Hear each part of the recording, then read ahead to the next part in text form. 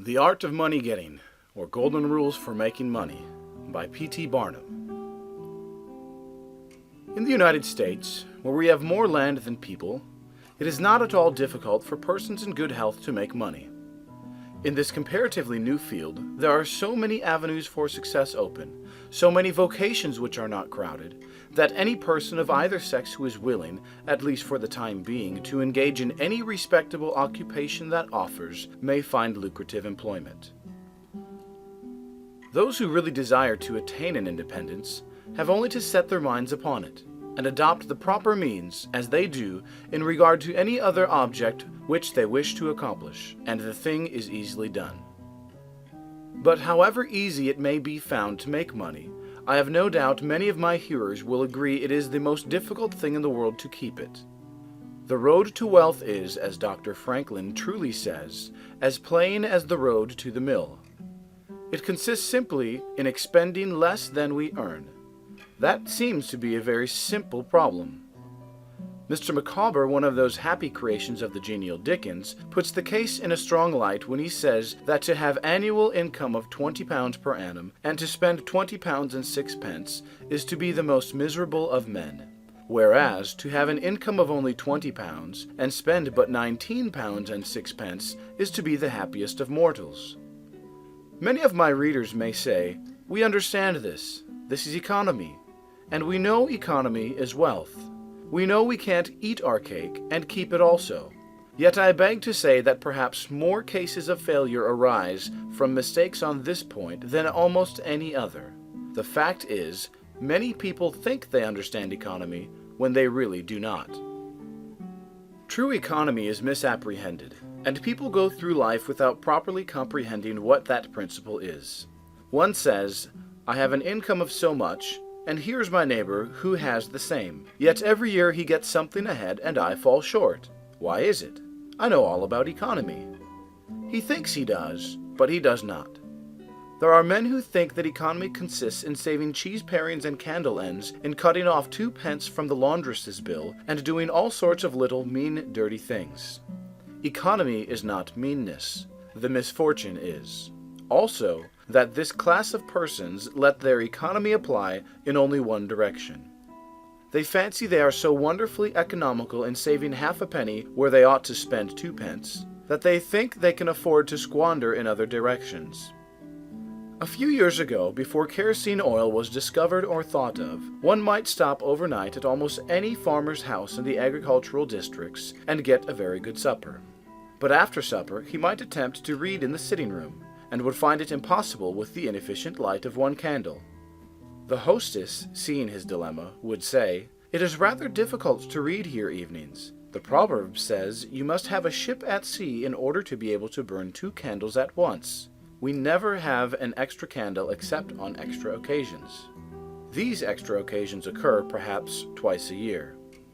In this way, the good woman saves $5, $6, or $10 in that time, but the information which might be derived from having the extra light would, of course, far outweigh a ton of candles. But the trouble does not end here.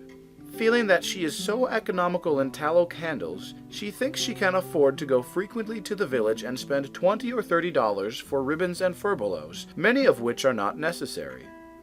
This false connote may frequently be seen in men of business, and in those instances it often runs to writing paper. You find good businessmen who save all the old envelopes and scraps, and would not tear a new sheet of paper, if they could avoid it, for the world. This is all very well. They may in this way save $5 or $10 a year, but being so economical only in note paper, they think they can afford to waste time, to have expensive parties, and to drive their carriages. This is an illustration of Dr. Franklin's saving at the spigot and wasting at the bunghole. Penny wise and pound foolish. Punch, in speaking of this one-idea class of people, says they are like the man who bought a penny herring for his family's dinner and then hired a coach and 4 to take it home. I never knew a man to succeed by practicing this kind of economy. True economy consists in always making the income exceed the outgo. Wear the old clothes a little longer if necessary. Dispense with the new pair of gloves. Mend the old dress. Live on plainer food if need be. so that under all circumstances, unless some unforeseen accident occurs, there will be a margin in favor of the income. A penny here and a dollar there, placed at interest, goes on accumulating, and in this way the desired result is attained.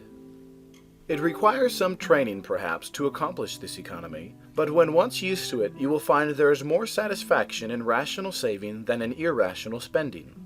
Here is a recipe which I recommend. I have found it to work an excellent cure for extravagance, and especially for mistaken economy.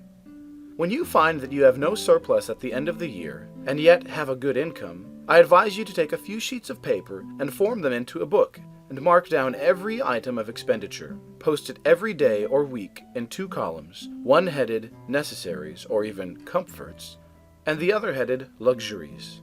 And you will find that the latter column will be double, triple, and frequently 10 times greater than the former. The real comforts of life cost but a small portion of what most of us can earn. Dr. Franklin says, "It is the eyes of others and not our own which ruin us." If all the world were blind except myself, I should not care for fine clothes or furniture. It is the fear of what Mrs. Grundy may say that keeps the noses of many worthy families to the grindstone. In America, many persons like to repeat, "We are all free and equal," but it is a great mistake in more senses than one. That we are born free and equal is a glorious truth in one sense, yet we are not all born equally rich, and we never shall be. One may say, there is a man who has an income of $50,000 per annum, while I have but $1,000. I knew that fellow when he was poor like myself. Now he is rich and thinks he is better than I am. I will show him that I am as good as he is. I will go and buy a horse and buggy. No, I cannot do that. But I will go and hire one and ride this afternoon on the same road that he does, and thus prove to him that I am as good as he is. My friend, you need not take that trouble. You can easily prove that you are as good as he is. You have only to behave as well as he does, but you cannot make anybody believe that you are rich as he is. Besides, if you put on these airs, waste your time and spend your money, your poor wife will be obliged to scrub her fingers off at home, and buy her tea 2 ounces at a time, and everything else in proportion, in order that you may keep up appearances, and, after all, deceive nobody. On the other hand, Mrs. Smith may say that her next-door neighbor married Johnson for his money, and everybody says so. She has a nice $1,000 camel shawl, and she will make Smith get her an imitation one. And she will sit in a pew right next to her neighbor in church in order to prove that she is her equal. My good women, you will not get ahead in the world if your vanity and envy thus take the lead. In this country, where we believe the majority ought to rule, we ignore that principle in regard to fashion, and let a handful of people calling themselves the aristocracy run up a false standard of perfection, and in endeavoring to rise to that standard, we constantly keep ourselves poor, all the time digging away for the sake of outside appearances. How much wiser to be a law unto ourselves and say, "We will regulate our outgo by our income, and lay up something for a rainy day." People ought to be as sensible on the subject of money-getting as on any other subject. Like causes produce like effects. You cannot accumulate a fortune by taking the road that leads to poverty. It needs no prophet to tell us that those who live fully up to their means, without any thought of a reverse in this life, can never attain a pecuniary independence. Men and women accustomed to gratify every whim and caprice will find it hard, at first, to cut down their various unnecessary expenses, and will feel it a great self-denial to live in a smaller house than they have been accustomed to, with less expensive furniture, less company, less costly clothing, fewer servants, a less number of balls, parties, theater-goings, carriage-ridings, pleasure excursions, cigar-smokings, liquor-drinkings, and other extravagances. But, after all, if they will try the plan of laying by a nest egg, or in other words, a small sum of money at interest or judiciously invested in land, they will be surprised at the pleasure to be derived from constantly adding to their little pile, as well as from all the economical habits which are engendered by this course. The old suit of clothes and the old bonnet and dress will answer for another season. The Croton or spring water tastes better than champagne. A cold bath and a brisk walk will prove more exhilarating than a ride in the finest coach. a social chat, an evening's reading in the family circle, or an hour's play of Hunt the Slipper and Blind Man's Bluff will be far more pleasant than a $50 or $500 party, when the reflection on the difference in cost is indulged in by those who begin to know the pleasures of saving. Thousands of men are kept poor, and tens of thousands are made so after they have acquired quite sufficient to support them well through life, in consequence of laying their plans of living on too broad a platform.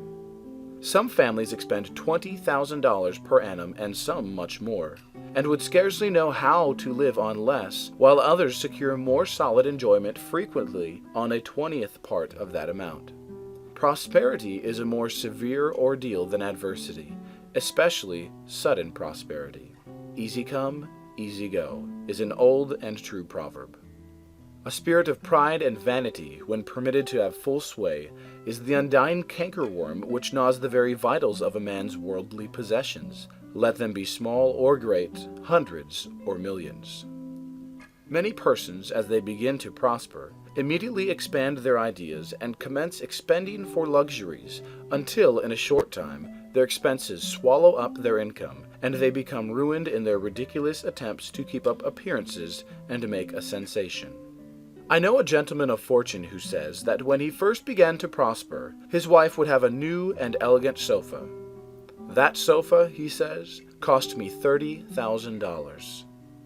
When the sofa reached the house, it was found necessary to get chairs to match, then sideboards, carpets, and tables to correspond with them, and so on through the entire stock of furniture, when at last it was found that the house itself was quite too small and old-fashioned for the furniture, and a new one was built to correspond with the new purchases. Thus, added my friend, summing up an outlay of $30,000, caused by that single sofa, and saddling on me in the shape of servants, equipage, and the necessary expenses attendant upon keeping a fine establishment.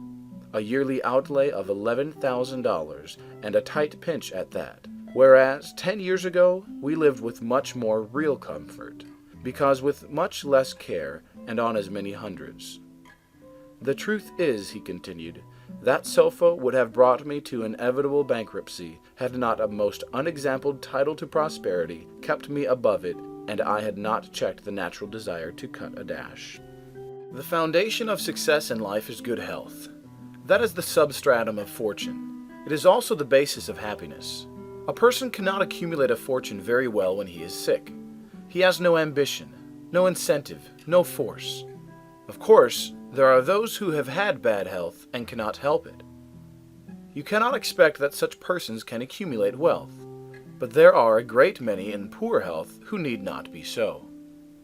If, then, sound health is the foundation of success and happiness in life, how important it is that we should study the laws of health, which is but another expression of the laws of nature. The nearer we keep to the laws of nature, the nearer we are to good health. And yet how many persons there are who pay no attention to natural laws, but absolutely transgress them, even against their own natural inclination. We ought to know that the sin of ignorance is never winked at in regard to the violation of nature's laws. Their infraction always brings the penalty. A child may thrust its finger into the flames without knowing it will burn, and so suffers repentance, even will not stop the smart. Many of our ancestors knew very little about the principle of ventilation. They did not know much about oxygen, whatever other gin they might have been acquainted with, and consequently they built their houses with little 9 by 7 feet bedrooms. And these good old pious Puritans would lock themselves up in one of these cells, say their prayers, and go to bed. In the morning, they would devoutly return thanks for the preservation of their lives during the night, and nobody had better reason to be thankful. Probably some big crack in the window or in the door let in a little fresh air and thus saved them. Many persons knowingly violate the laws of nature against their better impulses for the sake of fashion. For instance, there is one thing that nothing living except a vile worm ever naturally loved, and that is tobacco. Yet how many persons there are who deliberately train an unnatural appetite and overcome this implanted aversion for tobacco to such a degree that they get to love it. They have got hold of a poisonous, filthy weed, or rather, that takes a firm hold of them. Here are married men who run about spitting tobacco juice on the carpet and floors, and sometimes even upon their wives besides. They do not kick their wives out of doors like drunken men, but their wives, I have no doubt, often wish they were outside of the house. Another perilous feature is that this artificial appetite, like jealousy, grows by what it feeds on. When you love that which is unnatural, a stronger appetite is created for the hurtful thing than the natural desire for what is harmless. There is an old proverb which says that habit is second nature, but an artificial habit is stronger than nature. Take, for instance, an old tobacco chewer. His love for the quid is stronger than his love for any particular kind of food. He can give up roast beef easier than give up the weed. Young lads regret that they are not men. They would like to go to bed boys and wake up men.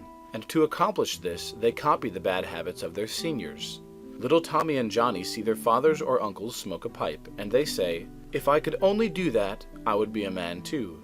Uncle John has gone out and left his pipe of tobacco. Let us try it. They take a match and light it, and then puff away. "We will learn to smoke. Do you like it, Johnny?" That lad dolefully replies, "Not very much. It tastes bitter."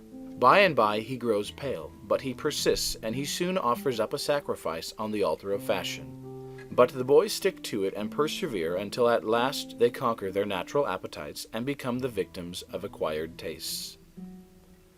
I speak by the book, for I have noticed its effects on myself, having gone so far as to smoke 10 or 15 cigars a day, although I have not used the weed during the last 14 years and never shall again. The more a man smokes, the more he craves smoking. The last cigar smoked simply excites the desire for another, and so on incessantly. Take the tobacco chewer. In the morning, when he gets up, he puts a quid in his mouth and keeps it there all day, never taking it out except to exchange for a fresh one, or when he is going to eat. Oh, yes, at intervals during the day and evening, many a chewer takes out the quid and holds it in his hand long enough to take a drink, and then pop, it goes back again. This simply proves that the appetite for rum is even stronger than that for tobacco. When the tobacco chewer goes to your country seat, and you show him your grapery and fruit house, and the beauties of your garden, when you offer him some fresh, ripe fruit and say, "My friend, I have got here the most delicious apples and pears and peaches and apricots. I have imported them from Spain, France, and Italy. Just see those luscious grapes. There is nothing more delicious, nor more healthy than ripe fruit, so help yourself." I want to see you delight yourself with these things. He will roll the dear quid under his tongue and answer, "No, I thank you, I have got tobacco in my mouth." His palate has become narcotized by the noxious weed, and he has lost, in a great measure, the delicate and enviable taste for fruits. This shows what expensive, useless, and injurious habits men will get into. I speak from experience. I have smoked until I trembled like an aspen leaf. The blood rushed to my head, and I had a palpitation of the heart, which I thought was heart disease, till I was almost killed with fright. When I consulted my physician, he said, "Break off tobacco using." I was not only injuring my health and spending a great deal of money, but I was setting a bad example. I obeyed his counsel. No young man in the world ever looked so beautiful as he thought he did behind a 15-cent cigar or a meerschaum. These remarks apply with tenfold force to the use of intoxicating drinks. To make money requires a clear brain. A man has got to see that 2 and 2 make 4. He must lay all his plans with reflection and forethought, and closely examine all the details and the ins and outs of business, as no man can succeed in business unless he has a brain to enable him to lay his plans, and reason to guide him in their execution. So no matter how bountifully a man may be blessed with intelligence, if the brain is muddled and his judgment warped by intoxicating drinks, it is impossible for him to carry on business successfully. How many good opportunities have passed, never to return, while a man was sipping a social glass with his friend? How many foolish bargains have been made under the influence of the nervine, which temporarily makes its victim think he is rich? How many important chances have been put off until tomorrow, and then forever, because the wine cup has thrown the system into a state of lassitude, neutralizing the energies so essential to success in business. Verily, wine is a mocker. The use of intoxicating drinks as a beverage is as much an infatuation as is the smoking of opium by the Chinese, and the former is quite as destructive to the success of the businessman as the latter. It is an unmitigated evil, utterly indefensible in the light of philosophy, religion, or good sense. It is the parent of nearly every other evil in our country. Don't mistake your vocation. The safest plan, and the one most sure of success for the young man starting in life, is to select the vocation which is most congenial to his tastes. Parents and guardians are often quite too negligent in regard to this. It is very common for a father to say, for example, "I have 5 boys. I will make Billy a clergyman, John a lawyer, Tom a doctor, and Dick a farmer." He then goes into town and looks about to see what he will do with Sammy. He returns home and says, "Sammy, I see watchmaking is a nice genteel business. I think I will make you a goldsmith." He does this regardless of Sam's natural inclinations or genius. We are all, no doubt, born for a wise purpose. There is as much diversity in our brains as in our countenances. Some are born natural mechanics, while some have great aversion to machinery. Let a dozen boys of 10 years get together, and you will soon observe 2 or 3 are whittling out some ingenious device, working with locks or complicated machinery. When they were but 5 years old, their father could find no toy to please them like a puzzle. They are natural mechanics, but the other 8 or 9 boys have different aptitudes. I belong to the latter class. I never had the slightest love for mechanism. On the contrary, I have a sort of abhorrence for complicated machinery. I never had ingenuity enough to whittle a cider tap so it would not leak. I never could make a pen that I could write with, or understand the principle of a steam engine.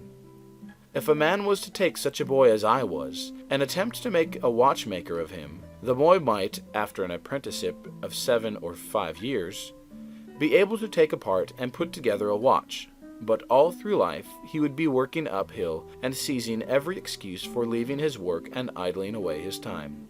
Watchmaking is repulsive to him. Unless a man enters upon the vocation intended for him by nature and best suited to his peculiar genius, he cannot succeed. I am glad to believe that the majority of persons do find their right vocation, yet we see many who have mistaken their calling, from the blacksmith up, or down, to the clergyman. You will see, for instance, that extraordinary linguist, the learned blacksmith, who ought to have been a teacher of languages, and you may have seen lawyers, doctors, or clergymen who were better fitted by nature for the anvil or the lapstone. Select the right location. After securing the right vocation, you must be careful to select the proper location. You may have been cut out for a hotel keeper, and they say it requires a genius to know how to keep a hotel. You might conduct a hotel like clockwork and provide satisfactorily for 500 guests every day. Yet, if you should locate your house in a small village where there is no railroad communication or public travel, the location would be your ruin. It is equally important that you do not commence business where there are already enough to meet all demands in the same occupation. I remember a case which illustrates this subject. When I was in London in 1858, I was passing down Holborn with an English friend and came to the penny shows. They had immense cartoons outside, portraying the wonderful curiosities to be seen all for a penny. Being a little in the show line myself, I said, "Let us go in here." We found ourselves in the presence of the illustrious showman, and he proved to be the sharpest man in that line I had ever met. He told us some extraordinary stories in reference to his bearded ladies, his albinos, and his armadillos, which we could hardly believe, but thought it better to believe than look after the proof. He finally begged to call our attention to some wax statuary, and showed us a lot of the dirtiest and filthiest wax figures imaginable. They looked as if they had not seen water since the deluge. "What is there so wonderful about your statuary?" I asked. "I beg you not to speak so satirically," he replied. "Sir, these are not Madame Tussaud's wax figures, all covered with gilt and tinsel and imitation diamonds, and copied from engravings and photographs. Mine, sir, were taken from life. Whenever you look upon one of those figures, you may consider that you are looking upon the living individual." Glancing casually at them, I saw one labeled Henry VIII, and feeling a little curious upon seeing that it looked like Calvin Edson, the living skeleton, I said, "Do you call that Henry VIII?" He replied, "Certainly, sir. It was taken from life at Hampton Court, by special order of His Majesty on such a day." He would have given the hour of the day if I had resisted. I said, "Everybody knows that Henry VIII was a great stout old king, and that figure is lean and lank. What do you say to that?" "Why," he replied, "you would be lean and lank yourself if you sat there as long as he has." There was no resisting such arguments. I said to my English friend, "Let us go out. Do not tell him who I am. I show the white feather. He beats me." He followed us to the door, and seeing the rabble in the street, he called out, "Ladies and gentlemen, I beg to draw your attention to the respectable character of my visitors," pointing to us as we walked away. I called upon him a couple of days afterwards and told him who I was, and said, "My friend, you are an excellent showman, but you have selected a bad location."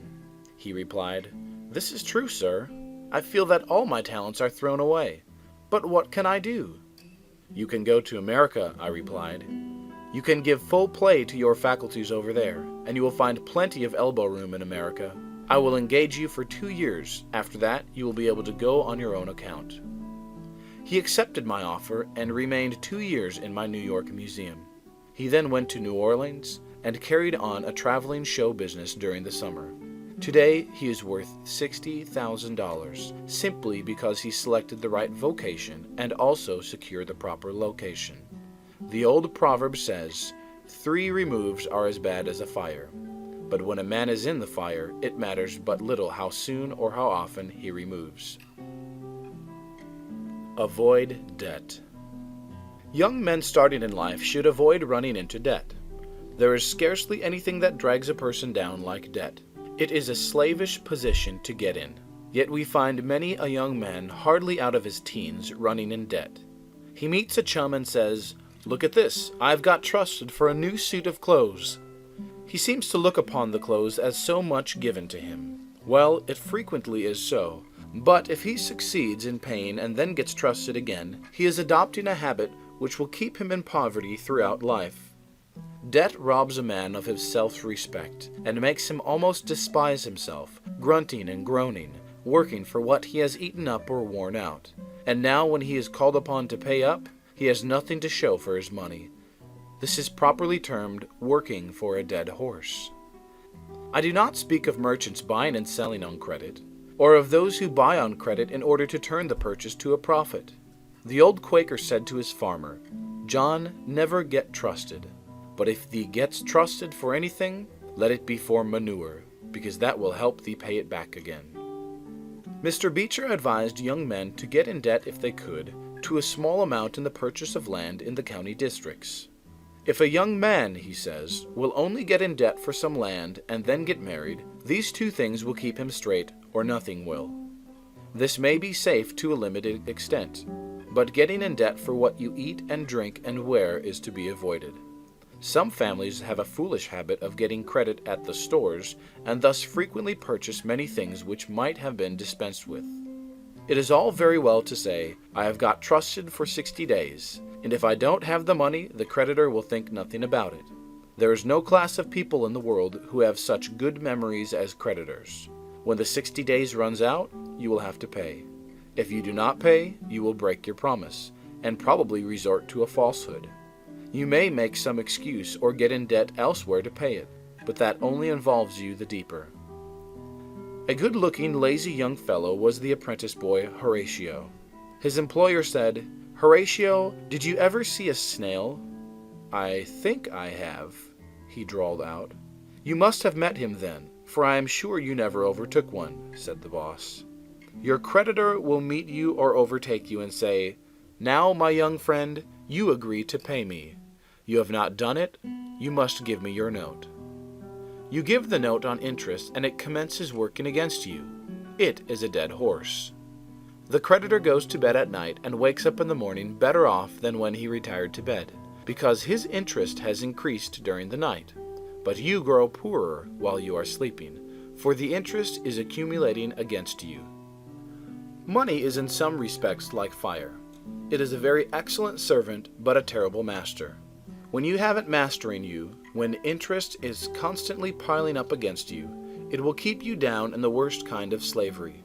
But let money work for you, and you have the most devoted servant in the world. It is no eye-servant. There is nothing animate or inanimate that will work so faithfully as money when placed at interest, well secured. It works night and day, and in the wet or dry weather. I was born in the blue law state of Connecticut, where the old Puritans had laws so rigid that it was said they fined a man for kissing his wife on Sunday. Yet these rich old Puritans would have thousands of dollars at interest, and on Saturday night would be worth a certain amount. On Sunday they would go to church and perform all the duties of a Christian. On waking up on Monday morning, they would find themselves considerably richer than the Saturday night previous, simply because their money placed at interest had worked faithfully for them all day Sunday according to law. Do not let it work against you. If you do, there is no chance for success in life so far as money is concerned. John Randolph, the eccentric Virginian, once exclaimed in Congress, "Mr. Speaker, I have discovered the philosopher's stone. Pay as you go." This is indeed nearer to the philosopher's stone than any alchemist has yet arrived. Persevere. When a man is in the right path, he must persevere. I speak of this because there are some persons who are born tired, naturally lazy, and possessing no self-reliance and no perseverance. But they can cultivate these qualities, as Davy Crockett said. "This thing remember, when I am dead, be sure you are right, then go ahead." It is this go-aheadativeness, this determination not to let the horrors or the blues take possession of you, so as to make you relax your energies in the struggle for independence, which you must cultivate.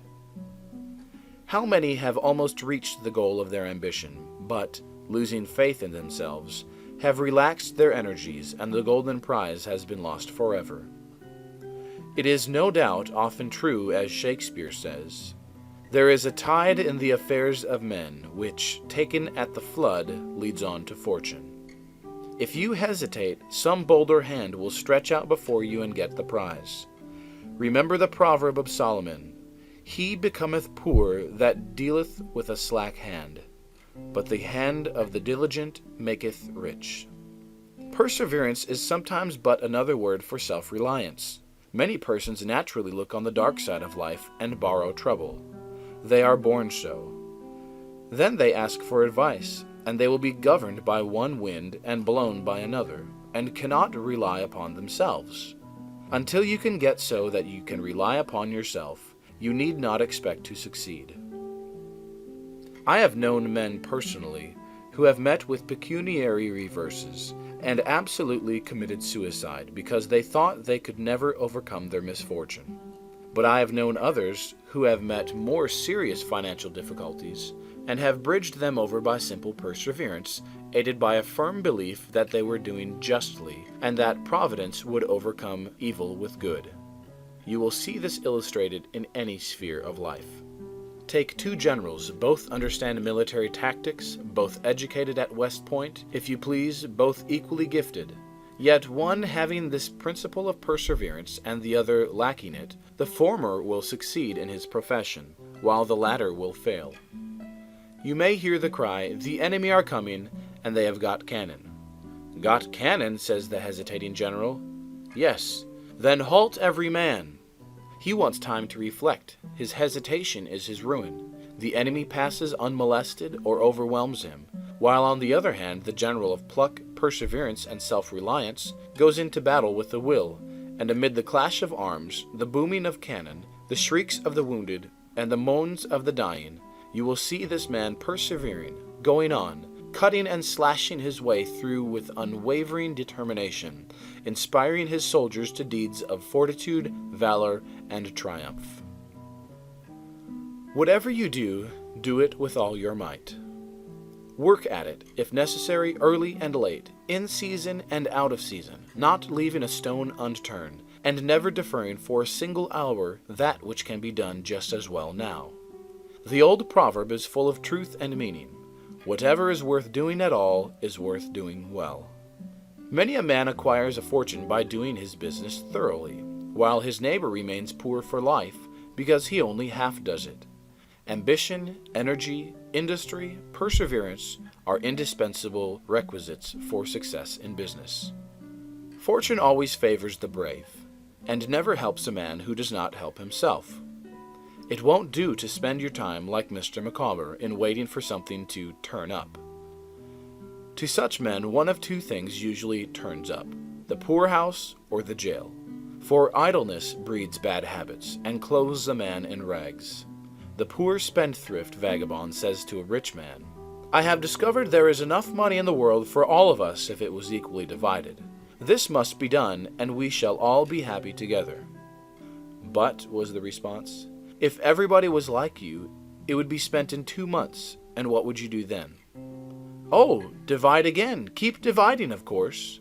I was recently reading in a London paper an account of a like philosophic pauper who was kicked out of a cheap boarding house because he could not pay his bill, but he had a roll of papers sticking out of his coat pocket which, upon examination, proved to be his plan for paying off the national debt of England without the aid of a penny.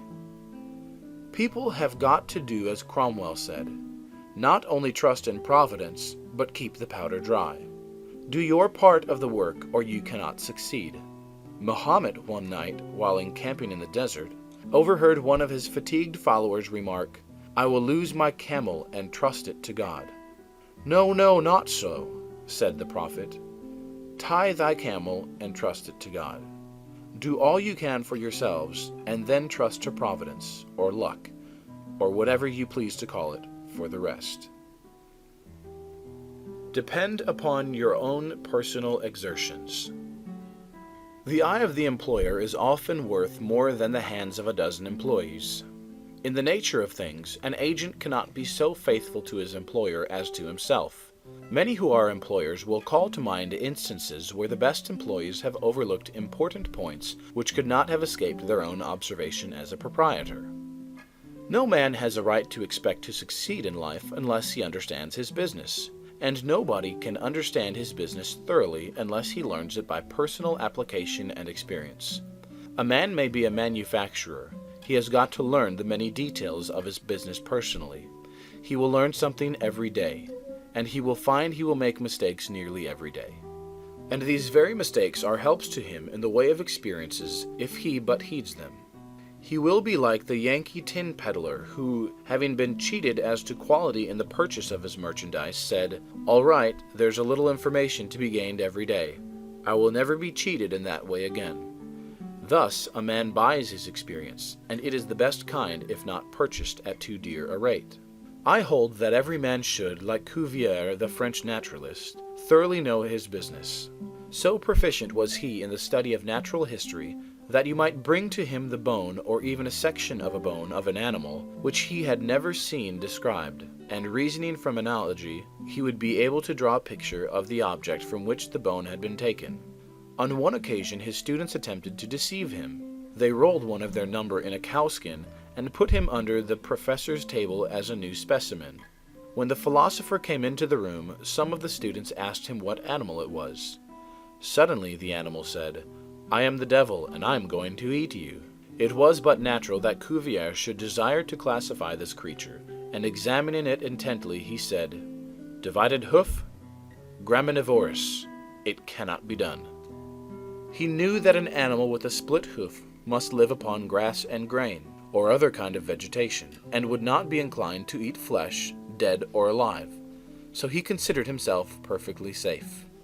The possession of a perfect knowledge of your business is an absolute necessity in order to ensure success.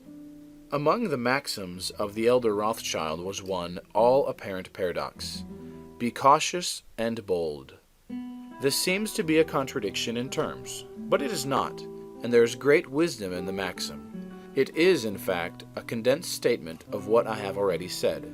It is to say, you must exercise your caution in laying your plans, but be bold in carrying them out.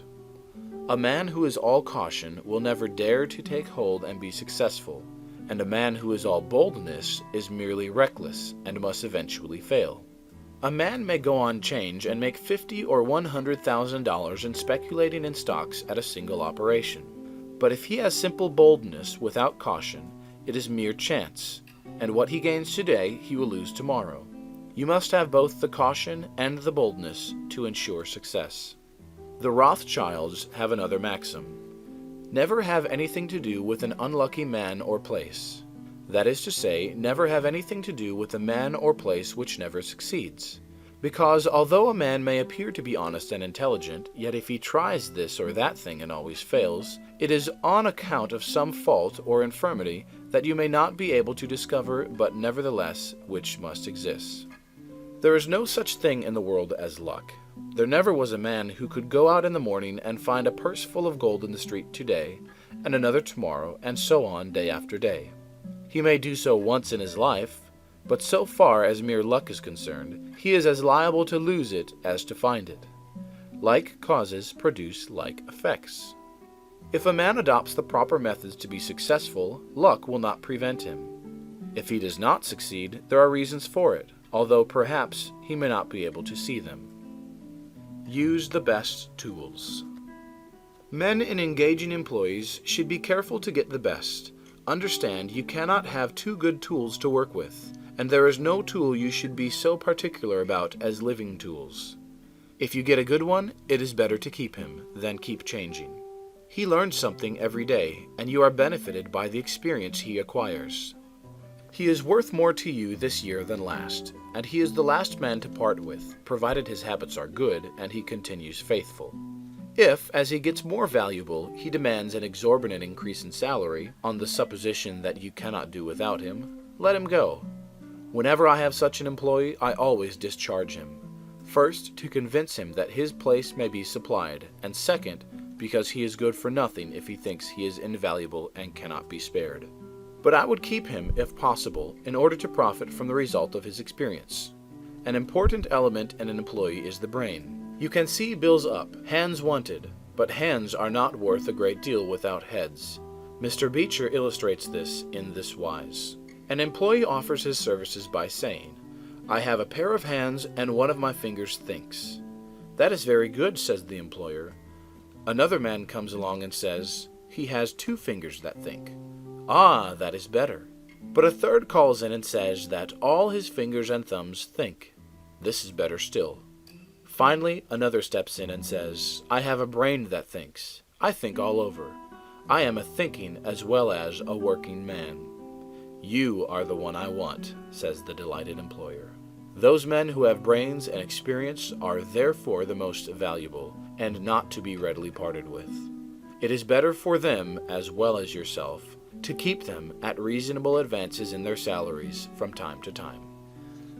Don't get above your business. Young men, after they get through their business training or apprenticeship, instead of pursuing their avocation and rising in their business, will often lie about doing nothing. They say, "I have learned my business, but I am not going to be a hireling. What is the object of learning my trade or profession unless I establish myself?" "Have you capital to start with?" "No, but I am going to have it." "How are you going to get it?" "I will tell you confidentially. I have a wealthy old aunt, and she will die pretty soon. But if she does not, I expect to find some rich old man who will lend me a few thousands to give me a start. If I only get the money to start with, I will do well." There is no greater mistake than when a young man believes he will succeed with borrowed money. Why? Because every man's experience coincides with that of Mr. Astor, who said, it was more difficult for him to accumulate his first $1,000 than all the succeeding millions that made up his colossal fortune. Money is good for nothing unless you know the value of it by experience. Give a boy $20,000 and put him in business, and the chances are that he will lose every dollar of it before he is a year older. like buying a ticket in the lottery and drawing a prize. It is easy come, easy go. He does not know the value of it. Nothing is worth anything unless it costs effort. Without self-denial and economy, patience and perseverance, and commencing with capital which you have not earned, you are not sure to succeed in accumulating. Young men, instead of waiting for dead man's shoes, should be up and doing, for there is no class of persons who are so unaccommodating in regard to dying as these rich old people, and it is fortunate for the expectant heirs that it is so. 9 out of 10 of the rich men of our country today started out in life as poor boys, with determined wills, industry, perseverance, economy, and good habits.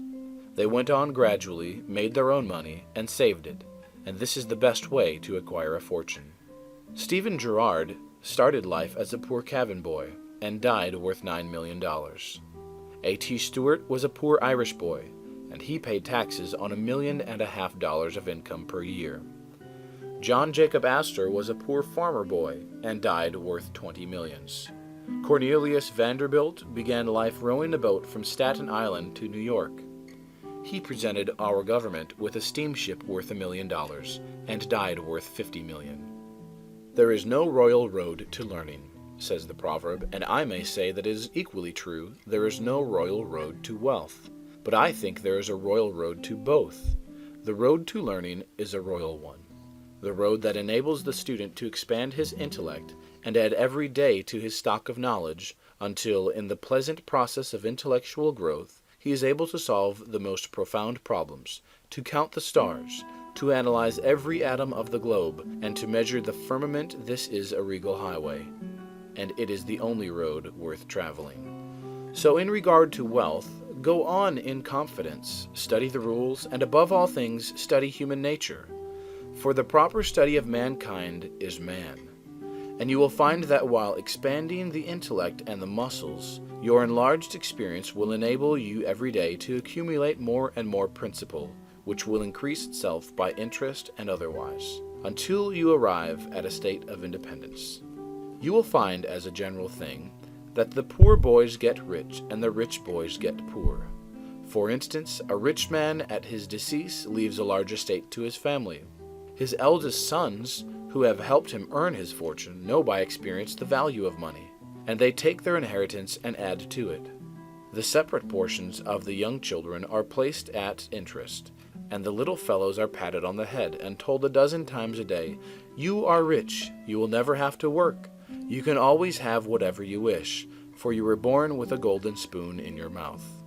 The young heir soon finds out what that means. He has the finest dresses and playthings, he is crammed with sugar candies and almost killed with kindness, and he passes from school to school, petted and flattered. He becomes arrogant and self-conceited, abuses his teachers, and carries everything with a high hand. He knows nothing of the real value of money, having never earned any, but he knows all about the golden spoon business. At college, he invites his poor fellow students to his room, where he wines and dines them. He is cajoled and caressed, and called a glorious good fellow, because he is so lavish of his money. He gives his game suppers, drives his fast horses, invites his chum to fetes and parties, determined to have lots of good times.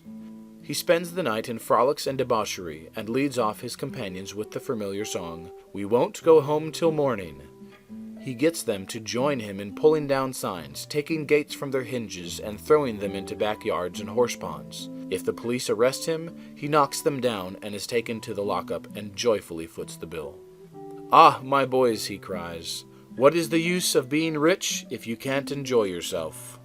He might more truly say, if you can't make a fool of yourself. But he is fast, hates slow things, and doesn't see it. Young men loaded down with other people's money are almost sure to lose all they inherit, and they acquire all sorts of bad habits which, in the majority of cases, ruin them in health, purse, and character. In this country, one generation follows another, and the poor of today are rich in the next generation, or the third. Their experience leads them on, and they become rich, and they leave vast riches to their young children. These children, having been reared in luxury, are inexperienced and get poor. And after long experience, another generation comes on and gathers up riches again in turn. And thus history repeats itself, and happy is he who by listening to the experience of others avoids the rocks and shoals on which so many have been wrecked. In England, the business makes the man. If a man in that country is a mechanic or working man, he is not recognized as a gentleman. On the occasion of my first appearance before Queen Victoria, the Duke of Wellington asked me what sphere in life General Tom Thumb's parents were in. "His father is a carpenter," I replied. "Oh, I had heard he was a gentleman," was the response of His Grace. In this republican country, the man makes the business. No matter whether he is a blacksmith, a shoemaker, a farmer, banker, or lawyer, so long as his business is legitimate, he may be a gentleman. So any legitimate business is a double blessing. It helps the man engaged in it and also helps others. The farmer supports his own family, but he also benefits the merchant or mechanic who needs the products of his farm. The tailor not only makes a living by his trade, but also benefits the farmer, the clergyman, and others who cannot make their own clothing. But all these classes often may be gentlemen. The great ambition should be to excel all others engaged in the same occupation. The college student who was about graduating said to an old lawyer, "I have not decided which profession I will follow. Is your profession full?" "The basement is much crowded, but there's plenty of room upstairs," was the witty and truthful reply. No profession, trade, or calling is overcrowded in the upper story. Wherever you find the most honest and intelligent merchant or banker, or the best lawyer, the best doctor, the best clergyman, the best shoemaker, carpenter, or anything else, that man is most sought for, and has always enough to do. As a nation, Americans are too superficial. They are striving to get rich quickly, and do not generally do their business as substantially and thoroughly as they should. But whoever excels all others in his own line, if his habits are good and integrity undoubted, cannot fail to secure abundant patronage and the wealth that naturally follows. Let your motto then always be Excelsior, for by living up to it, there is no such word as fail. Learn something useful. Every man should make his son or daughter learn some useful trade or profession, so that in these days of changing fortunes of being rich today and poor tomorrow, they may have something tangible to fall back upon. This provision might save many persons from misery, who by some unexpected turn of fortune have lost all their means. Let hope predominate, but be not too visionary. Many persons are always kept poor because they are too visionary. Every project looks to them like certain success, and therefore they keep changing from one business to another, always in hot water, always under the harrow. The plan of counting the chickens before they are hatched is an error of ancient date, but it does not seem to improve by age. Do not scatter your powers. Engage in one kind of business only, and stick to it faithfully until you succeed or until your experience shows that you should abandon it. A constant hammering on one nail will generally drive it home at last, so that it can be clinched. When a man's undivided attention is centered on one object, his mind will constantly be suggesting improvements of value, which would escape him if his brain was occupied by a dozen different subjects at once. Many a fortune has slipped through a man's fingers because he was engaged in too many occupations at a time. There is good sense in the old caution against having too many irons in the fire at once. Be systematic. Men should be systematic in their business. A person who does business by rule, having a time and place for everything, doing his work promptly, will accomplish twice as much and with half the trouble of him who does it carelessly and slipshod. By introducing system into all your transactions, doing one thing at a time, always meeting appointments with punctuality, you will find leisure for pastime and recreation. Whereas the man who only half does one thing and then turns to something else and half does that will have his business at loose ends, and will never know when his day's work is done, for it never will be done. Of course, there is a limit to all these rules. We must try to preserve the happy medium, for there is such a thing as being too systematic. There are men and women, for instance, who put away things so carefully that they can never find them again. It is too much like the red tape formality at Washington, and Mr. Dickens's circumlocution office, all theory and no result. When the Astor House was first started in New York City, it was undoubtedly the best hotel in the country. The proprietors had learned a good deal in Europe regarding hotels, and the landlords were proud of the rigid system which pervaded every department of their great establishment.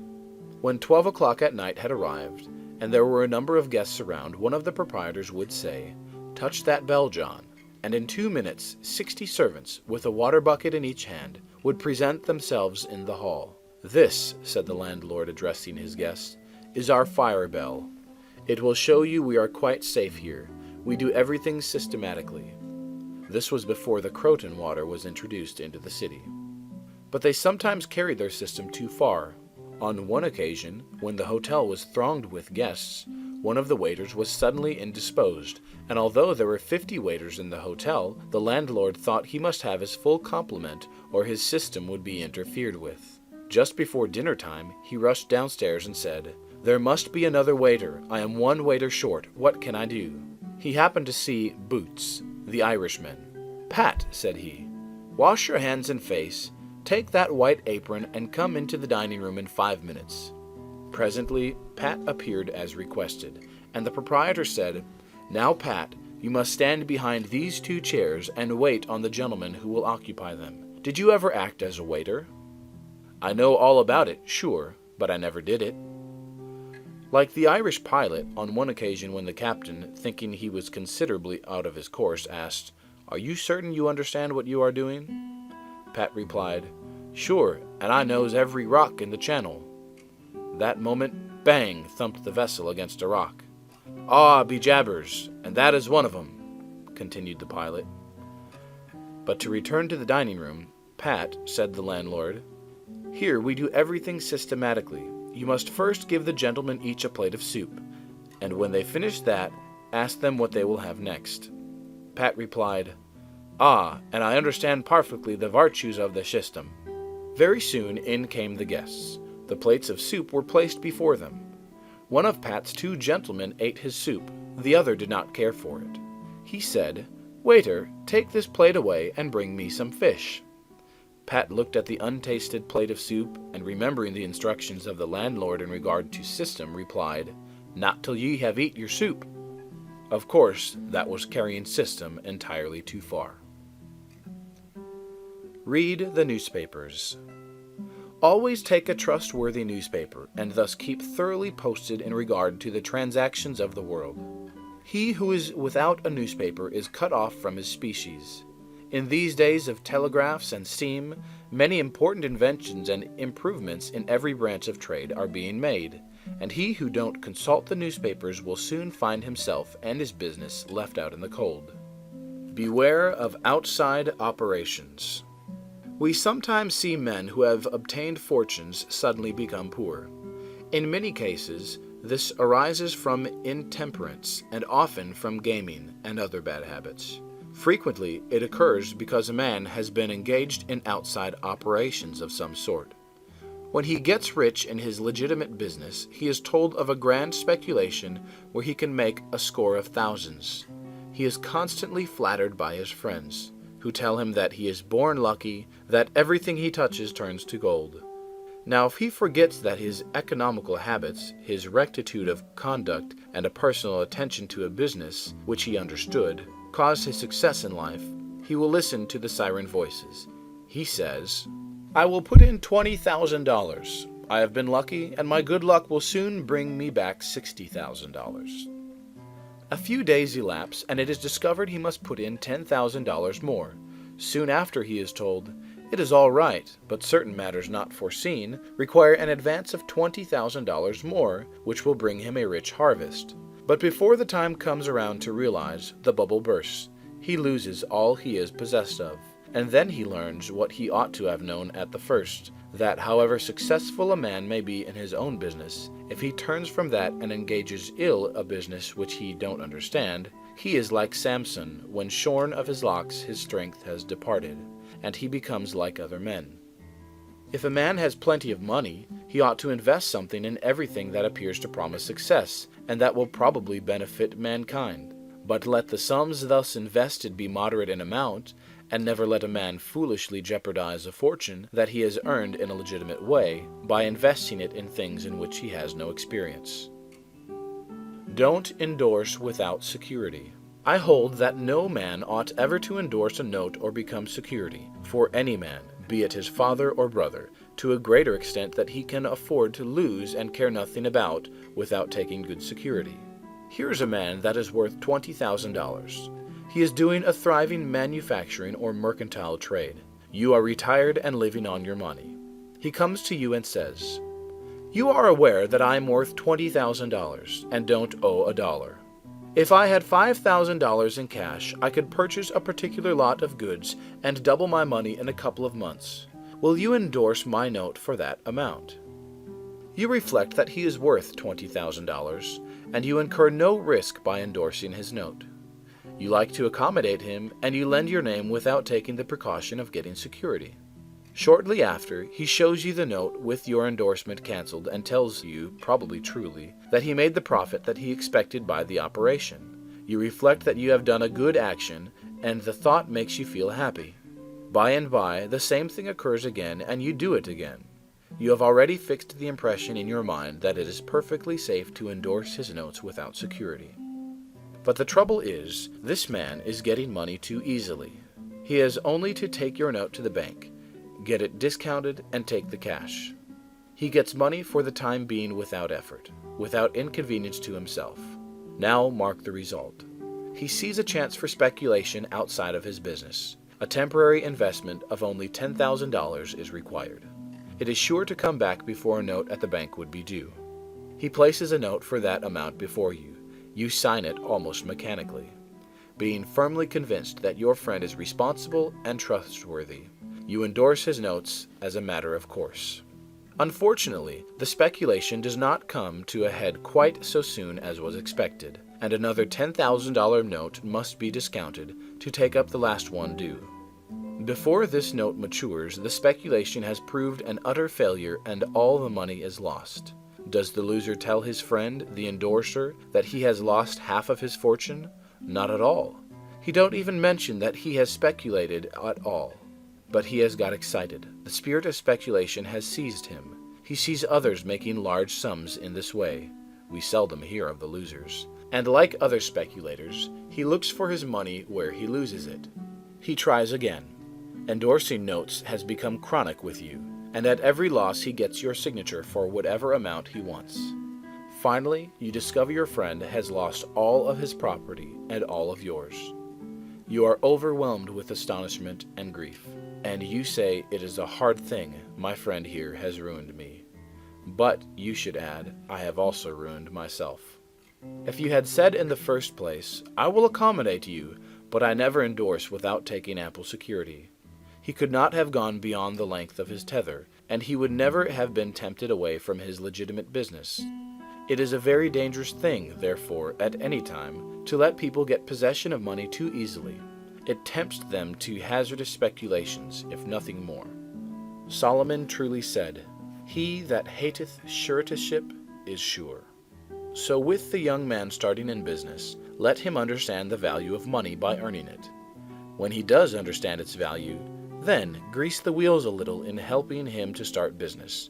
But remember, men who get money with too great facility cannot usually succeed. You must get the first dollars by hard knocks and at some sacrifice in order to appreciate the value of those dollars. Advertise your business. We all depend more or less upon the public for our support. We all trade with the public. Lawyers, doctors, shoemakers, artists, blacksmiths, showmen, opera stagers, railroad presidents, and college professors. Those who deal with the public must be careful that their goods are valuable, that they are genuine and will give satisfaction. When you get an article which you know is going to please your customers, and that when they have tried it they will feel they have got their money's worth, then let the fact be known that you have got it. Be careful to advertise it in some shape or other, because it is evident that if a man has ever so good an article for sale, and nobody knows it, it will bring him no return. In a country like this, where nearly everybody reads and where newspapers are issued and circulated in editions of 5,000 to 200,000, it would be very unwise if this channel was not taken advantage of to reach the public in advertising. A newspaper goes into the family and is read by wife and children, as well as the head of the home. Hence, hundreds and thousands of people may read your advertisement while you are attending to your routine business. Many, perhaps, read it while you are asleep. The whole philosophy of life is, first sow, then reap. That is the way the farmer does. He plants his potatoes and corn and sows his grain, and then goes about something else, and the time comes when he reaps. But he never reaps first and sows afterward. This principle applies to all kinds of business, and to nothing more eminently than to advertising. If a man has a genuine article, there is no way in which he can reap more advantageously than by sowing to the public in this way. He must, of course, have a really good article, and one which will please his customers. Anything spurious will not succeed permanently because the public is wiser than many imagine. Men and women are selfish, and we all prefer purchasing where we can get the most for our money, and we try to find out where we can most surely do so. You may advertise a spurious article and induce many people to call and buy at once, but they will denounce you as an impostor and swindler, and your business will gradually die out and leave you poor. This is right. Few people can safely depend upon chance custom. You all need to have your customers return and purchase again. A man said to me, "I have tried advertising and did not succeed, yet I have a good article." I replied, "My friend, there may be exceptions to a general rule, but how do you advertise?" I put it in a weekly newspaper 3 times and paid $1.50 for it. I replied, "Sir, advertising is like learning. A little is a dangerous thing." A French writer says that the readers of a newspaper does not see the first mention of an ordinary advertisement. The second insertion he sees, but does not read. The third insertion he reads. The fourth insertion, he looks at the price. The fifth insertion, he speaks of it to his wife. The sixth insertion, he is ready to purchase. And the seventh insertion, he purchases. Your object in advertising is to make the public understand what you have got to sell. And if you have not the pluck to keep advertising until you have imparted the information, all the money you have spent is lost. You are like the fellow who told the gentleman if he would give him 10 cents, it would save him $1. "How can I help you so much with such a small sum?" asked the gentleman in surprise. "I started out this morning," hiccuped the fellow, "with the full determination to get drunk, and I have spent my only $1 to accomplish the object, and it has not quite done it. 10 cents worth more of whiskey would just do it. And in this manner I should save the $1 already expended."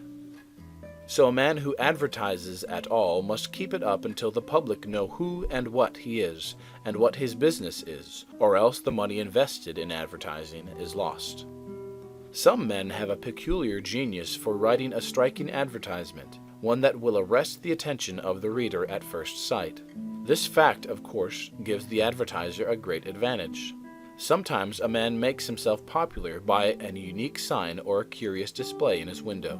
Recently, I observed a swing sign extending over the sidewalk in front of a store, on which was the inscription in plain letters, "Don't read the other side."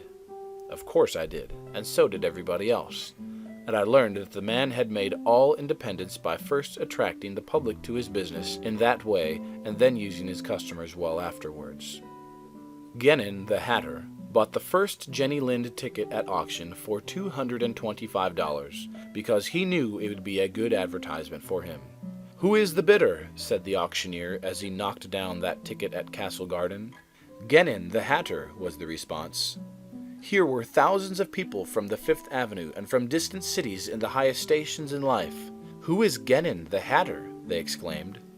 They had never heard of him before. The next morning the newspapers and telegraph had circulated the facts from Maine to Texas, and from 5 to 10 millions of people had read that the tickets sold at auction for Jenny Lind's first concert amounted to about $20,000, and that a single ticket was sold at $225 to Genin the hatter. Men throughout the country involuntarily took off their hats to see if they had a Genin hat on their heads. At a town in Iowa, it was found that in the crowd around the post office there was one man who had a Genin hat, and he showed it in triumph, although it was worn out and not worth 2 cents. "Why," one man exclaimed, "you have a real Genin hat. What a lucky fellow you are." Another man said, "Hang on to that hat. It will be a valuable heirloom in your family." Still another man in the crowd, who seemed to envy the possessor of his good fortune, said, "Come, give us all a chance. Put it up at auction." He did so, and it was sold as a keepsake for $9.50. What was the consequence to Mr. Genin? He sold 10,000 extra hats per annum the first 6 years. 9/10 of the purchasers bought of him, probably out of curiosity, and many of them, finding that he gave them an equivalent for their money, became his regular customers. This novel advertisement first struck their attention, and then, as he made a good article, they came again. Now, I don't say that everybody should advertise as Mr. Genin did. But I say if a man has got goods for sale and he don't advertise them in some way, the chances are that some day the sheriff will do it for him. Nor do I say that everybody must advertise in a newspaper, or indeed use printer's ink at all. On the contrary, although that article is indispensable in the majority of cases, yet doctors and clergymen, and sometimes lawyers and some others, can more effectively reach the public in some other manner. But it is obvious they must be known in some way. Else, how could they be supported? Be polite and kind to your customers. Politeness and civility are the best capital ever invested in business. Large stores, gilt signs, flaming advertisements will all prove unavailing if you or your employees treat your patrons abruptly. The truth is, the more kind and liberal a man is, the more generous will be the patronage bestowed upon him. Like begets like. The man who gives the greatest amount of goods of a corresponding quality for the least sum, still reserving for himself a profit, will generally succeed best in the long run. This brings us to the golden rule. As ye would that men should do to you, do ye also to them, and they will do better by you than if you always treated them as if you wanted to get the most you could out of them for the least return. Men who drive sharp bargains with their customers, acting as if they never expected to see them again, will not be mistaken. They will never see them again as customers. People don't like to pay and get kicked also. One of the ushers in my museum once told me he intended to whip a man who was in the lecture room as soon as he came out. "What for?" I inquired. "Because he said I was no gentleman," replied the usher. "Never mind," I replied. "He pays for that, and you will not convince him you are a gentleman by whipping him. I cannot afford to lose a customer. If you whip him, he will never visit the museum again, and he will induce friends to go with him to other places of amusement instead of this, and thus, you see, I should be a serious loser." "But he insulted me," muttered the usher. "Exactly," I replied. "And if he owned the museum, and you had paid him for the privilege of visiting it, and he had then insulted you, there might be some reason in your resenting it. But in this instance, he is the man who pays, while we receive, and you must, therefore, put up with his bad manners." My usher laughingly remarked that this was undoubtedly the true policy, but he added that he should not object to an increase of salary if he was expected to be abused in order to promote my business. Be charitable.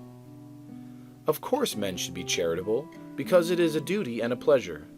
But even as a matter of policy, if you possess no higher incentive, you will find that the liberal man will command patronage, while the sordid, uncharitable miser will be avoided.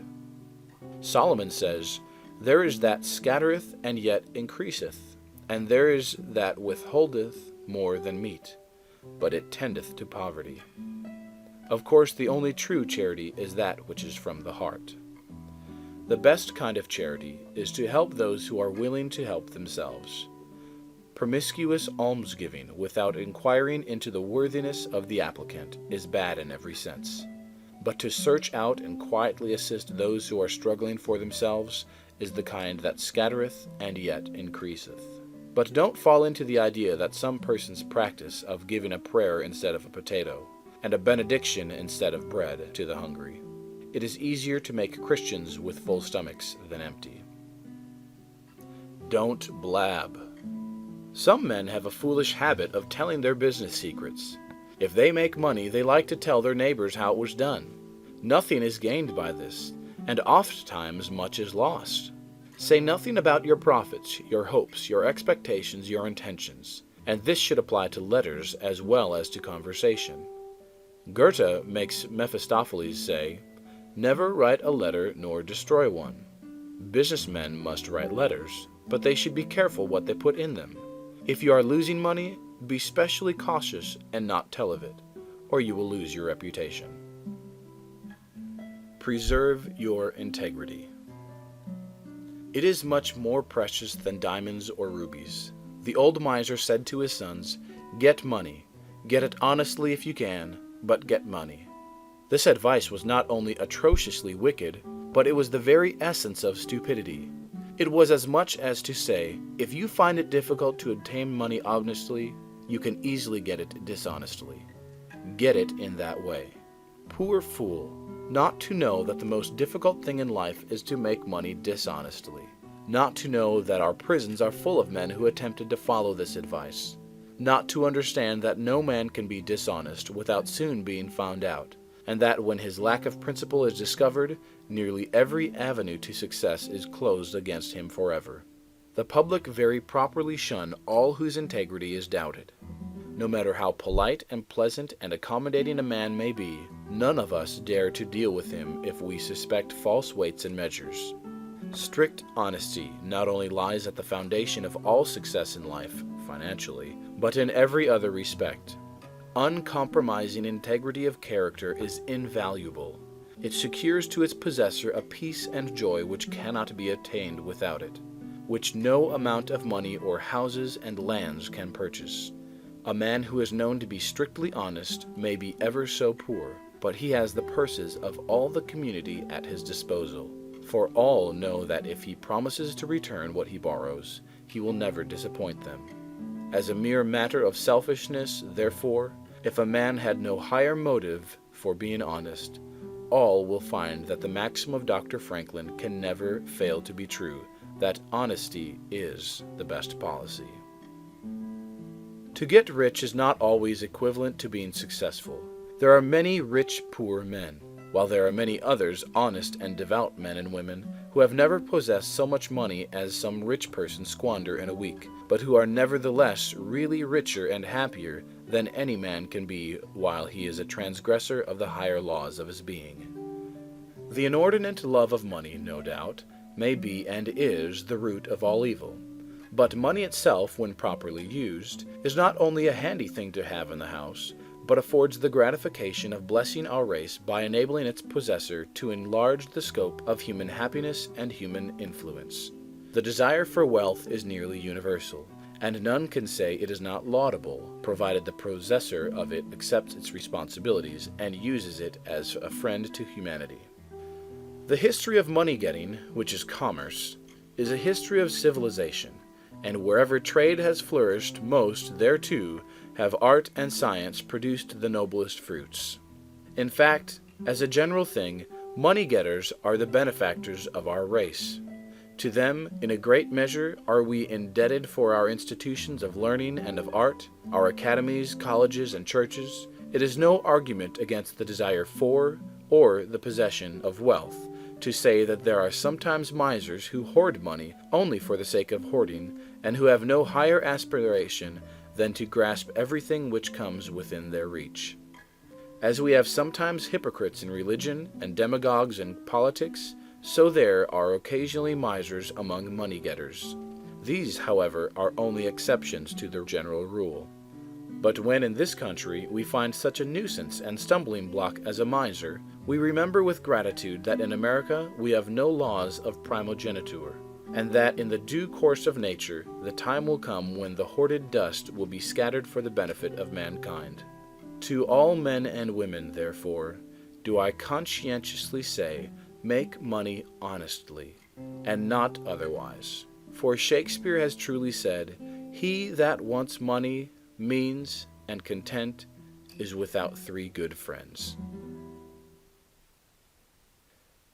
This has been The Art of Money Getting by P.T. Barnum.